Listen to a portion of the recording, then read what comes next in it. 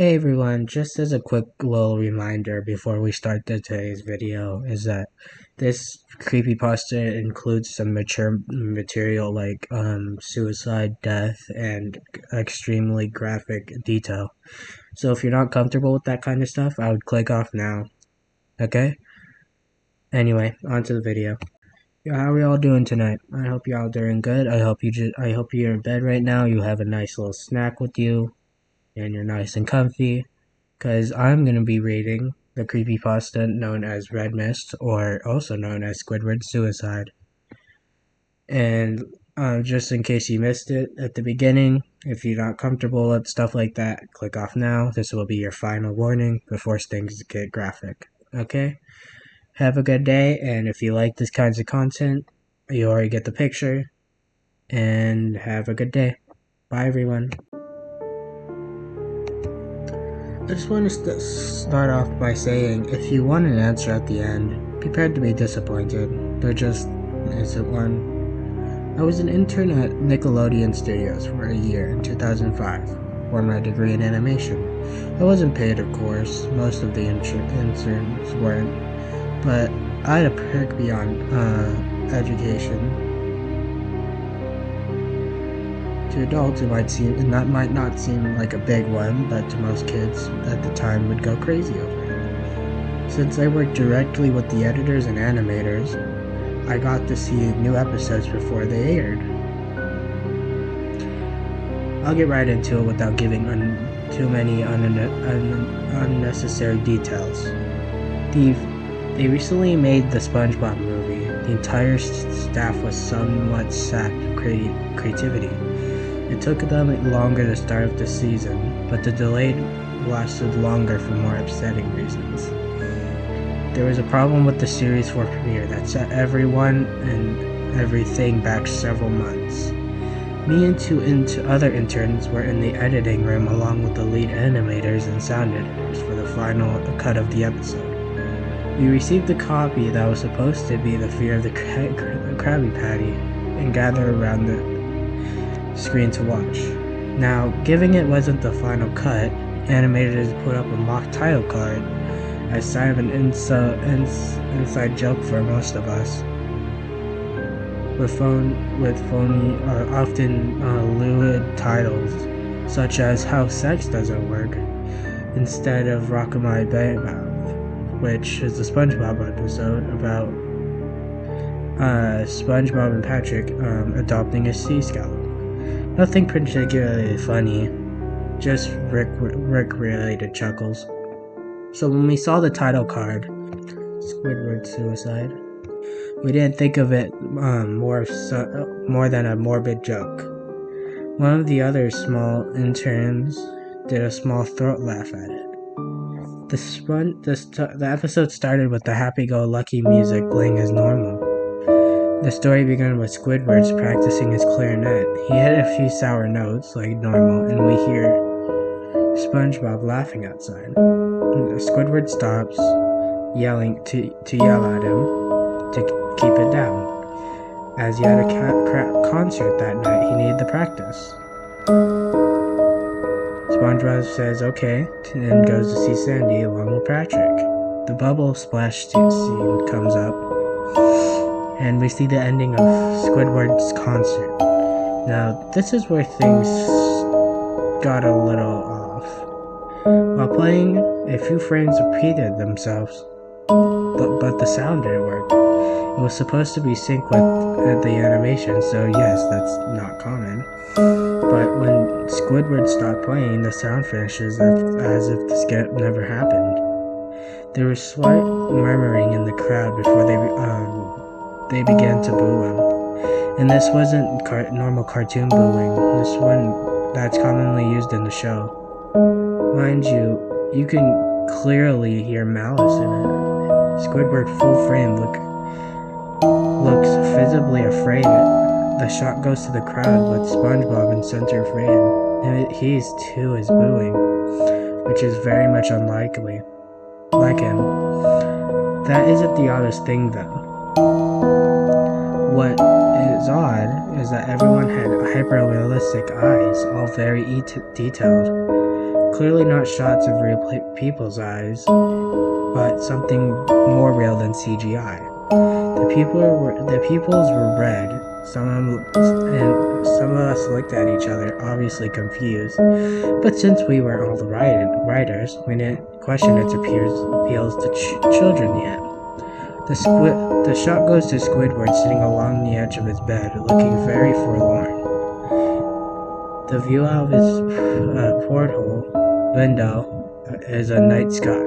It isn't very long, so it isn't very long after the concert. The most unsettling part is at this point, where there's literally no sound. Like, no sound. Not even the feedback in the speakers in the room. It's as if the speakers were turned off. Though their statues show them working perfectly. Squidward just sits there in silence, blinking for about 30 seconds, and then starts to sob softly. He put his hands, or tentacles, over his eyes and cries quietly for a full minute or more. All the while, a sound in the background is gradually growing from nothing to barely audible. It sounded like a slight breeze through the forest. The screen slowly zooms in on his face. By slowly, I mean it's only noticeable if you look at the shots 10 seconds apart side by side. His sobbing gets louder, more full of hate and anger. The screen twitches a bit, as if twisting on itself for a split second before going back to normal. The wind through the trees sounds get louder and more severe as the storm is brewing somewhere. The eerie part is that the sound of Squidward sobbing sounded weird and real. It was like it wasn't coming from the speakers, but the speakers themselves were all rolling, but the sound was traveling through from the other side. As good as sound studios like to have, they didn't have the quality to produce that level of quality. Below the sound of the wind sobbing, you could faintly hear something that sounded like laughing coming from behind the roof that never lasted more than a second. I had a hard time hitting it. We watched this episode twice, so part of me stuff sounds too specific. After 30 seconds of this, the screen blurred and twitched violently. Something flashed over it as a single frame was replaced. The lead animator paused and around the frame, and what we saw was horrible. It was a still photo of a dead child. It couldn't be more than 6. His face was mangled and bloody, one eye dangling over it popped. He was naked down to his elbow, and his stomach crudely cut open, with his children's arms spraying out beside him. He was laying on some pavement that was probably a road. The most unsettling part was that they shadowed the photographer, but no crime scene or evidence tags or markers. The angle was completely off for a shot designed to be evidence. It would seem like they were responsible for the child's death. We were of course mortified but pressed on, hoping that this was some sick joke. The screen flipped back to Squidward, still sobbing, louder than before, half of his body still in frame. There was now blood appeared to be running down his face and eyes. The blood was also done in a super hyper-realistic looking style, as if you actually touched it, blood would come on your fingers. The wind sounded now as if it was a gale blowing through the forest. There was even snapping sound like branches. The laughing, a deep baritone, lasted longer intervals and came out more frequently, about 20 seconds. The screen came in again. It showed a single frame photo. The editor was reluctant to go back. We all were, but he knew he had to. This time, the photo appeared to be of a little girl, no older than the first child. She was laying on her stomach. Her guts were in a pool of blood next to her. Her left eye was damaged, same way as the boy. She was naked, except for her underpants. Her tendrils were piled on top above all the other group cut parts along her back. Again, the body was on the street. The photographer's shadow was still visible. Very similar to the first, the same size and shape to the first. I had the chokeback vomit, and one intern, only female of the room, ran out. The show resumed. After about 5 seconds, the second photo played. Squidward was silent. All sound was cut off, like it did when the scene first started. He put his tentacle down, and his eyes were done in the hyper-realistic like the other ones were at the beginning of the episode. They were bleeding and bloodshot and pulsating. He just stared at the screen as if watching the viewer about 10 seconds. He started sobbing, this time not covering his eyes. The sound was piercing and loud.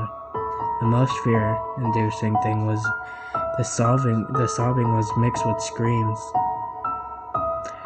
The blood dripping down his face at a heavy rate. The wind sound came back, and so did the deep voice laughing.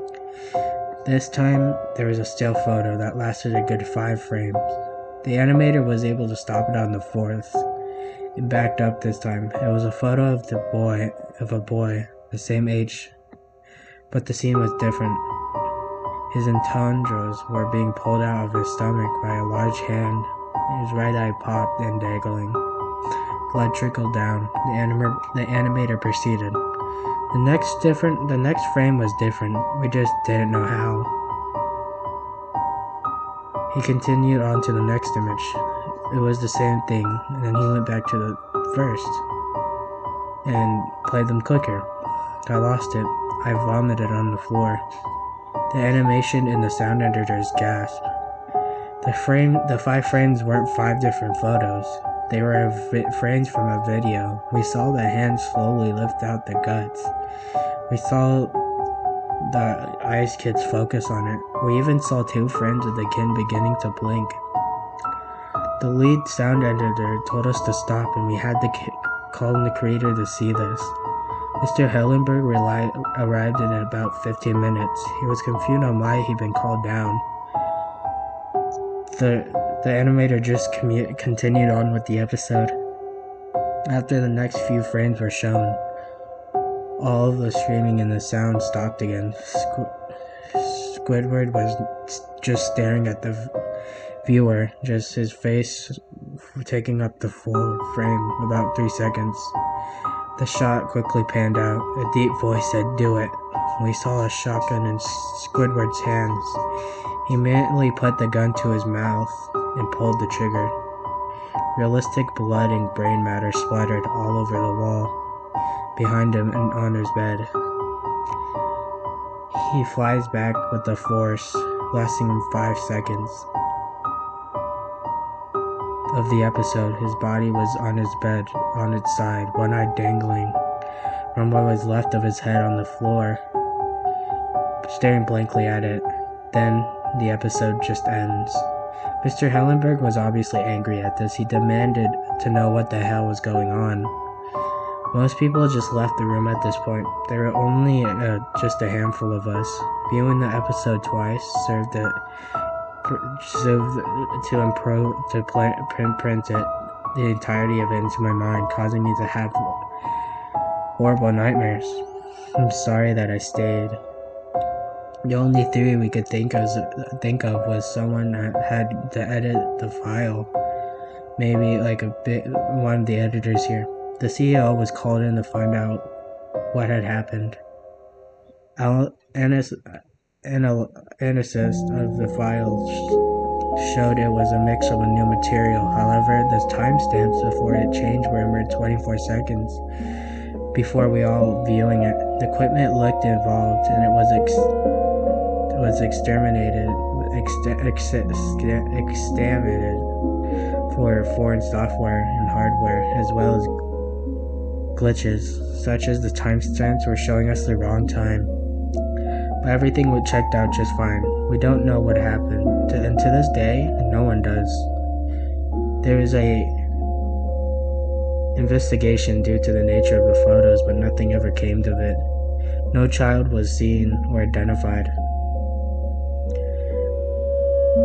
And then there was no clues were gathered from the data involved, nor physical clues from the photos. I never believed in the explainable paranormal before, but now that I have something happen to me, I can't prove anything beyond evidence. I think twice about things.